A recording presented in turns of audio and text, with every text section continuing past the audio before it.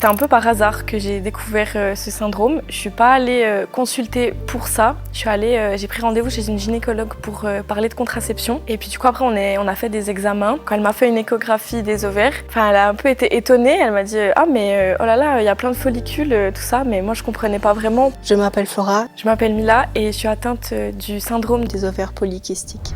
Je m'appelle Lucrezia, je suis micronutritionniste spécialiste de l'alimentation chez la femme et je suis experte du SOPK. J'avais tous les symptômes parce qu'il faut 3 piliers, 3 choses pour expliquer le SOPK. C'est lors d'une prise de sang, des taux d'androgènes, donc les hormones masculines trop hautes, des follicules qu'on voit dans l'échographie dans les 2 ovaires et des symptômes comme l'acné, la pilosité, etc. Je m'y attendais. Après, j'ai vu qu'il y avait une femme sur 10 qui était touchée. Donc ça aussi, je me suis dit que j'étais pas seule. On ne sait pas réellement pourquoi c'est autant répandu. Il y a énormément de causes peut-être génétiques, héréditaires, effectivement. C'est vrai qu'il y a encore des études qui vont chercher plus loin et regarder pourquoi en fait on a ça.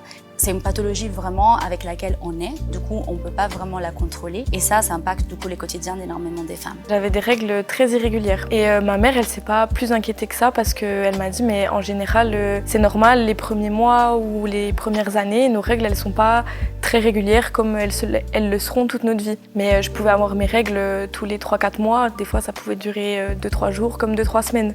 Depuis petite j'ai vu beaucoup de différences avec certaines de mes copines. J'ai vu quelques années plus tard que ma voix a beaucoup changé. Quand j'étais petite, j'avais une voix très aiguë. Puis après, la voix, elle était devenue très grave, un petit peu comme si j'avais mué comme un garçon. J'ai vu aussi que j'avais de l'hirsutisme, de l'hyperpilosité. J'ai aussi pris de la poitrine assez rapidement. Déjà à la fin de l'école primaire, puis début du collège, j'en avais déjà. J'ai eu de l'acné assez vite et surtout, j'avais un cycle irrégulier. J'ai eu une fois mes règles et après, j'en avais plus pendant 2 ans à peu près. Je les ai re-eues et après, je les ai plus. Enfin, c'était assez compliqué.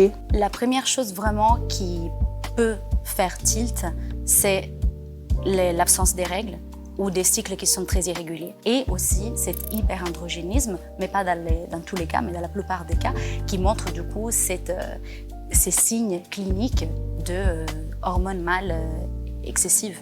Moi, du coup, j'ai pris beaucoup de poids. Et du coup, la vision que j'avais de moi-même, la confiance en moi que j'avais, ça a impacté, on va dire, un peu tout mon quotidien. Je comprenais pas pourquoi je prenais du poids alors que je mangeais comme les autres. Du coup, je recevais beaucoup de remarques au niveau de ça. J'ai essayé différents régimes et ça n'a jamais rien changé. On va juger très vite, en fait. On va dire, cette femme, elle a un poids pondéral excessif, c'est parce qu'elle bouge pas ou c'est parce qu'elle mange mal. Mais en fait, c'est faux. C'est juste que ces déséquilibres hormonaux impactent tellement et de manière très poussée les corps que ça donne ça.